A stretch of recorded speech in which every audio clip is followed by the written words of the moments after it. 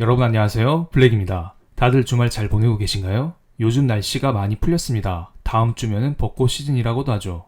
풀린 날씨만큼 여러분의 계좌도 잘 풀렸으면 하는 마음으로 영상을 시작해 보겠습니다. 제가 요즘에 많이 받는 질문이 있어요. 미국의 장단기 금리차가 이렇게 축소가 되고 있는데 이거 경제 위기로 연결되는 거 아니냐? 다시 한번 아래 공포가 우리를 찾아오는 게 아니냐? 이러한 질문을 많이들 하십니다. 그래서 제가 미국의 국채금리를 플러팅 해봤습니다. 위쪽이 미국의 10년물 국채금리이고 아래쪽은 미국의 2년물 국채금리 차트입니다. 일반적으로 10년물에서 2년물을 뺀 값을 장단기 금리차라 하고, 이러한 장단기 금리차가 역전이 되는 경우, 즉 마이너스를 기록한 경우에는 금리차가 역전되고 나서 6개월에서 2년 사이 어김없이 경제 위기가 나왔었던 기억이 있죠. 이 그래프는 장단기 금리차를 표시한 것인데요. 장단기 금리차가 0 아래로 떨어지는 경우를 체크해봤습니다. 1980년대, 그리고 1990년대, 그리고 2000년대, 가장 최근 2019년도 이렇게 장단기 금리차가 역전된 이후 6개월에서 2년 후에는 회색 음영침 부분, 경제 위기가 어김없이 우리를 찾아왔습니다. 가장 최근에는 코로나 경제 위기를 우리는 맞이했던 적이 있었죠. 코로나로 인해서 많은 분들이 여전히 힘들어하고 계신 것도 사실이고요. 그래서 이번 영상에서는 10년물 국채금리, 2년물 국채금리, 이 차이인 장단기 스프레드가 이렇게 축소가 되고 있는데 이로 인해서 경기 침체가 올 수 있을지, 과거 사례와 비교하면 어떻게 흘러갈지 이러한 것들을 체크하는 시간을 가져보겠습니다. 제가 먼저 용어에 대해서 간단히 설명드리면서 영상을 시작해 보겠습니다. 10년물 국채금리라는 것은 내가 미국 국채에 10년간 투자했을 때 받을 수 있는 이자를 말하는 것입니다. 그러면 2년물 국채금리라는 것은 미국 국채에 2년간 투자했을 때 받을 수 있는 이자겠죠. 일반적으로 10년물 국채금리가 2년물 국채금리보다 높은 것은 사실입니다. 왜냐하면 내가 내 돈을 10년 동안 다른 데 맡기는 거잖아요. 그만큼 불확실하기 때문에 더 많은 금리를 받아야겠죠. 그럴 가능성은 낮겠지만 미국이 10년 있다가 망할 수도 있어요. 그러면 내가 투자한 돈은 돌려받을 수 없게 되는 것입니다. 그렇기 때문에 상식적으로 10년물 국채금리가 2년물 국채금리보다 높은 것은 사실입니다. 일반적으로 10년물 국채금리가 상승한다는 것은 그만큼 미국의 성장세가 좋다, 미국의 장기 전망치가 좋다, 이런 것을 나타낸 것이고요. 그리고 2년물 국채금리는 연준의 통화 정책에 의해서 좌우가 됩니다. 연준에서 금리를 올리게 되면 돈의 가치인 국채금리가 상승하고, 그리고 연준에서 금리를 낮추게 되면 돈의 가치를 나타내는 국채금리가 떨어지게 됩니다. 연준의 정책 결정 과정에서 비교적 단기물 국채금리인 2년물 국채금리가 여기에 연동되어 잘 움직이는 편입니다. 그리고 통합적으로 설명드리면 일반적으로 물가가 상승하게 되면 10년물과 2년물 국채금리 모두 상승하는 경향이 있습니다. 이 정도로 짚어드리고 영상을 이어가겠습니다. 그런데 요즘에 물가 상승세가 심상치 않습니다. 러시아 우크라이나 전쟁 이슈도 있고 코로나로 인한 공급망 이슈 때문에 국제유가를 비롯한 여러 원자재 가격이 급등하고 있습니다. 이렇게 국제유가 같은 원자재 가격이 오르니 국채금리가 전체적으로 오름세를 보이고 있습니다. 다시 한번 10년물 국채금리, 2년물 국채금리를 체크해 보겠습니다. 이런 식으로 물가가 오르니까 전체적으로 국채금리가 오르는 모습을 보이고 있죠. 하지만 상황이 이렇게 되니까 연준의 공격적인 금리 인상이 나오고 있습니다. 다음 연준회의인 5월, 6월 회의에서는 국채금리를 0.5%씩 올리겠다는 발언을 이어가고 있죠. 그렇기 때문에 미국의 2년물 국채금리의 상승 속도가 이렇게 빠르고요. 그리고 일반적으로 금리를 올리게 되면은 경기 둔화의 가능성이 커집니다. 그러면서 미국의 10년물 국채금리가 상대적으로 덜 오르는 모습을 보이고 있습니다. 그래서 지금 장단기 금리차가 0.2%까지 축소된 것입니다. 작년에 1.6% 차이였던 게 지금 0.6%까지 확 축소가 되면서 경기 침체 가능성이 커지고 있습니다. 그래서 많은 사람들이 2019년도에 장단기 금리차가 역전되었었던 이 구간을 많이 언급하곤 합니다. 이때가 2019년 8월 달이었습니다. 이때 당시에는 미중 무역 전쟁으로 인해서 글로벌 경기 둔화 흐름이 포착되면서 장단기 금리차가 한번 역전됐었고요. 그리고 6개월 후인 2020년 3월 달에 우리는 코로나 경제 위기를 맞이했습니다. 그런데 이때 장단기 금리차를 잘 보면은 지금과 약간 흐름이 다른 걸 알 수 있습니다. 지금은 10년물과 2년물이 다 올라가는 상태에서 역전될 듯 말 듯 이런 모습을 보이고 있는데, 이때는 2018년 12월 달에 미국의 국채금리가 피크를 찍고 나서 국채금리가 떨어지는 와중에 역전이 되었던 것입니다. 2015, 16, 17, 18 연준에서는 지속적으로 금리를 올렸었던 시기입니다. 하지만 2018년 12월 달에 파월 연준 의장이 이제 금리 그만 올리겠다, 딱 항복 선언을 하면서 국채금리가 쭉 떨어졌었던 기억이 있습니다. 즉 2019년 장단기 금리차 역전 시기 때에는 연준의 공격적인 통화 정책으로 인한 역전이 아니라 연준의 완화적인 통화 정책이 나오는 도중에 경기 둔화로 인해서 장단기 금리차가 역전되었다. 이렇게 볼 수가 있습니다.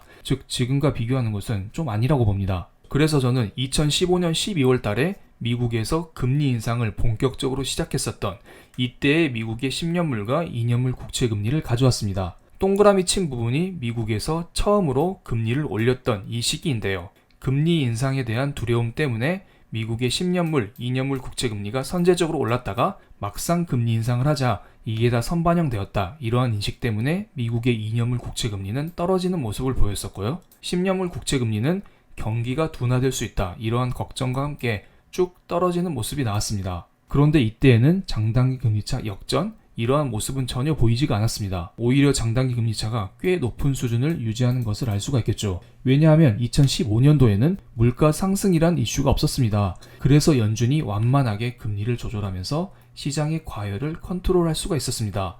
그런데 지금은 상황이 조금 다르죠. 러시아 우크라이나 전쟁 때문에 물가가 지속적으로 뛰고 있습니다. 지금 당장이라도 전쟁을 멈추면 에브리바디 해피 이러한 모드로 갈 수 있는데 그것 또한 쉽지가 않아 보입니다. 푸틴 아저씨가 그럴 생각이 전혀 없어 보여요. 그래서 이런 식으로 진행이 된다면 지금의 장단기 금리차 역전은 피할 수가 없을 거라 봅니다. 그래서 장단기 금리차에 대해서 KB증권에서 나온 보고서를 하나 가져왔습니다. 맨 오른쪽이 지금의 상황이고요. 가운데가 2015년 12월달 금리 인상 시기, 그리고 맨 왼쪽은 1994년 금리 인상 시기 때 장단기 금리차와 연준의 기준금리를 정리한 자료입니다. 파란색이 미국의 장단기 금리차이고요. 노란색이 미국의 기준금리입니다. 1994년도에는 장단기 금리차 역전이 나오지 않았습니다. 장단기 금리차가 0.09%까지 축소가 되었지만 이렇게 축소된 장단기 금리차가 4년 동안 유지가 되면서 증시 호황을 맞이했었던 기억이 있었죠. 그리고 2015년도에는 방금 보셨듯이 장단기 금리차가 줄어들긴 줄어들었지만은 결국에는 역전이 전혀 나오지가 않고 연준의 통화 정책 사이클이 끝나고 2019년 8월 달에 장단기 금리차 역전이 나왔습니다. 그렇기 때문에 이 보고서에서는 장단기 금리차가 이렇게 축소가 되긴 되었는데 이렇게 축소된 장단기 금리차가 4년 동안 역전이 혹시나 될 수도 있다. 이러한 가능성을 던지고 있고 2015년 12월 금리 인상 시기 때처럼 장단기 금리차가 지속적으로 축소가 되지만 역전이 되지 않을 수도 있다. 이러한 의견을 보이고 있습니다. 그런데 지금은 물가 상승 시기입니다. 그래서 저는 1970년대, 80년대 이때의 장단기 금리차 상황을 가져왔습니다. 이때는 장단기 금리차가 수시로 역전되었었던 시기입니다. 1978년도에 장단기 금리차 역전이 한번 나왔고 2년 후에 경제 위기를 맞이했고요. 그리고 얼마 있지 않아 또 장단기 금리차 역전이 나오고 또 경제 위기를 맞이했고 금리차 역전 경제위기 역전 경제위기 이것을 밥 먹듯이 했었던 시기입니다. 하지만 또 이때에는 미국에서 기준금리를 이런 식으로 공격적으로 올렸었던 시기이기도 하죠. 그런데 지금은 연준에서 기준금리를 이렇게까지는 올릴 생각은 없어 보입니다. 지금 말로는 금리를 0.5% 올린다는 이야기는 하고 있지만 1980년대처럼 기준금리를 20%까지 올린다? 이것은 힘들 거라 봅니다. 왜냐하면 이렇게 금리를 올리게 되면은 경제가 완전히 박살나기 때문입니다. 그럼 멀리 있는 중국만 땡큐 하면서 웃음을 짓고 있겠죠. 그렇기 때문에 지금은 연준의 공격적인 통화 정책과 함께 전쟁이 어떻게 마무리되는지 인플레가 어떻게 진정이 되는지 이것을 살펴봐야 되는 시기가 아닌가 이런 생각을 하고 있고요. 저는 개인적으로 실질금리에 주목을 하고 있습니다. 파란색이 미국의 10년물 국채금리이고요. 빨간색은 미국의 10년 기대 인플레이션 값입니다. 일반적으로 국채금리에서 기대 인플레를 뺀 값을 실질금리라 부릅니다. 2008년부터 현재까지 실질금리가 거의 플러스를 유지하고 있었습니다. 2008년 서프라임 경제위기 상황을 보면은 경제위기가 오면서 기대 인플레 값이 확 떨어지자 연준은 양적 완화를 통해서 국채를 매수하면서 국채금리를 확 떨어뜨렸습니다. 그래야 최대한 실질금리를 낮추면서 경제를 활성화시킬 수 있기 때문이죠. 그런데 지금 상황을 볼까요? 이미 2019년도부터 실질금리가 마이너스를 한 번씩 보였었고요. 코로나 경제위기 이후 완전하게 실질금리가 마이너스인 시기를 우리는 살고 있습니다. 제가 볼 때는 실질금리가 만약에 플러스가 되면은 이것은 조심할 구간이다. 이렇게 생각을 하고 그 전까지는 어느 정도 침체 가능성은 있지만 약간은 경계하면서 조심하면서 이러한 의견을 전달해 드리겠습니다. 실제로 지난주 금요일에 발표된 미국의 제조업 지수, 서비스업 지수를 보겠습니다. 두 개의 지수 모두 거의 60에 근접했죠. 일반적으로 PMI 지수가 50 이상만 되면은 경기 호황이라고 합니다. 미국은 경기 호황인 상태인데 이러한 지수가 감소하다가 다시 오름세로 돌아서고 있다. 즉 아직 경기가 꺾이지 않았다. 이것을 우리는 알 수가 있습니다. 그렇기 때문에 우리는 단순히 장단기 금리차뿐만 아니라 여러 경제 지표를 한꺼번에 체크하면서 투자를 하는 게 유리해 보이고요. 이러한 형국의 미국의 투자은행들의 발언을 정리해 드리겠습니다. 저와 어느 정도 생각이 비슷해서 이 기사를 가져왔는데요. 글로벌 투자은행들은 이런 말을 하고 있습니다.